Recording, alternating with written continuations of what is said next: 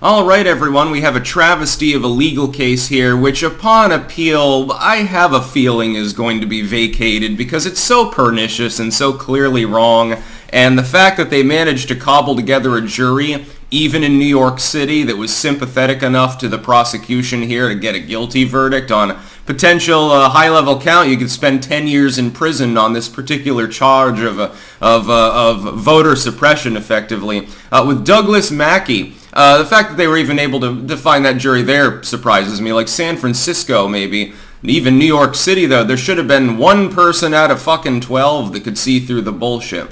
Here's what happened. Douglas Mackey, influencer, of course, some of you have heard of him, had been brought in on charges of, basically voter fraud, I think is the specific charge. It was funny, interchangeable with suppression now, I suppose, because he made memes. That is, he was making memes that were vaguely styled after Clinton campaign ads in the 2016 election and encouraging people to vote for Hillary by text message, which of course you can't do. You can't text to vote. You can text about politics, but you can't elect politicians with a text message. Although if that system were implemented, it'd probably be just about as honk fair as the one we're using now anyway, so I don't see why they even bother continuing with the in-person ballots and voting machines and shit. Why don't we just have to fucking vote by email or something? Be about as secure as the current election system in parts of the United States regardless. Link in the description archive, of course. What they're claiming is that on election day about 5,000 people actually did text Hillary. And so they're saying, well, he suppressed these votes. He robbed people of the right to vote by convincing them that they could vote by text using memes. Now, I would like to point something out. Memes that are misleading with regards to voting processes are exceptionally common. I've seen them in every election now since probably the end of the 2000s. This did not become an issue recently. This has been an issue for a while. The average person, a reasonable person, and this is often used as a litmus test within legal cases. Would a legal person, a reasonable person of average mind, a regular routine average Joe, would they have been taken in by this, or would they have said, okay, this is clearly satire, it's clearly a joke? The average person would not have believed it. The average person, I would point out, has already voted at least once before, because that tends to be the case with anyone who's not a fucking teenager. They don't know that there's been no massive overhaul of the process. And by the way, the prosecution doesn't rise up to the challenge of showing that those people that texted Hillary didn't also go and vote in person. Of course, if they were truly fooled, they wouldn't want to do that because they would think that they were voting twice and committing voter fraud or something. But it's entirely possible that many of them went to vote anyway. Hopefully someone staged an intervention and said, hey, crazy uncle, you're not actually voting right now, you're being trolled. Like, what person who's, under the age of 40 would be taken in by this? Maybe someone who's used to, landline phones with cords on them and shit like that, and I might say, oh, well, these whippersnappers have dreamed up a much easier voting system. Hey, Marge, did you hear you can text to vote now?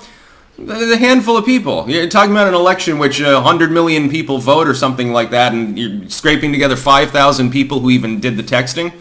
So it's not meaningful. Secondly, it's bullshit because there are so many other examples of this happening. There's footage of people engaging in this kind of behavior.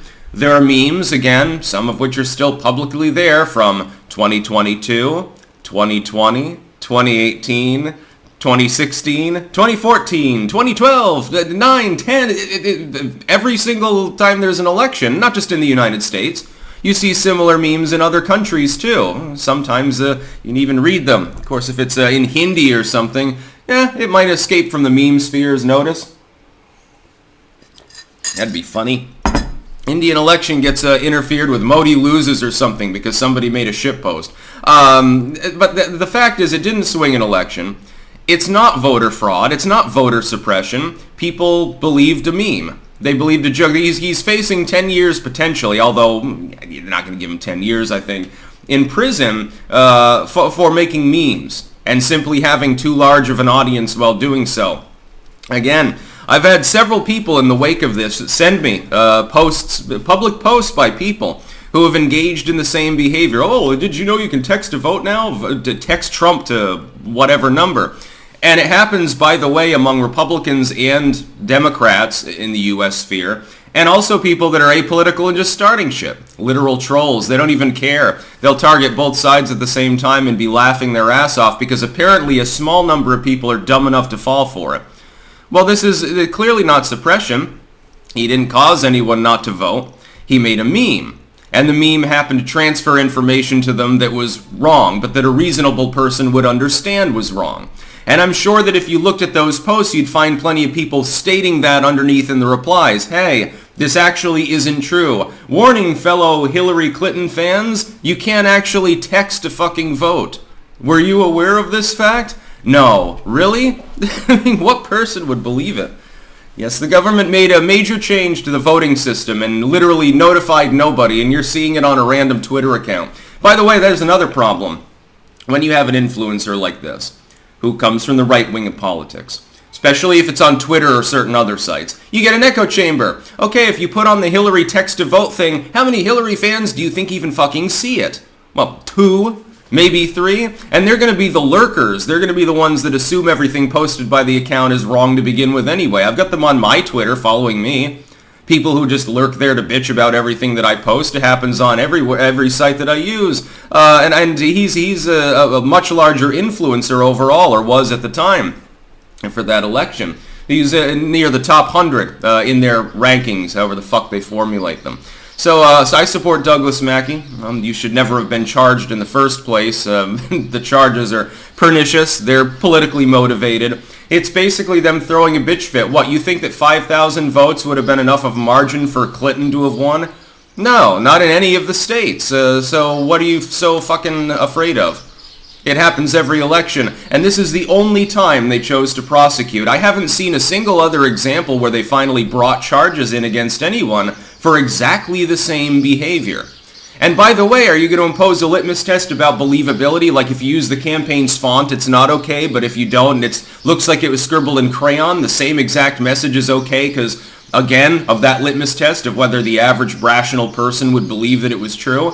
I would love to see the appeals on this, and they are forthcoming. They do plan to appeal on multiple counts. That's about all. Peace out.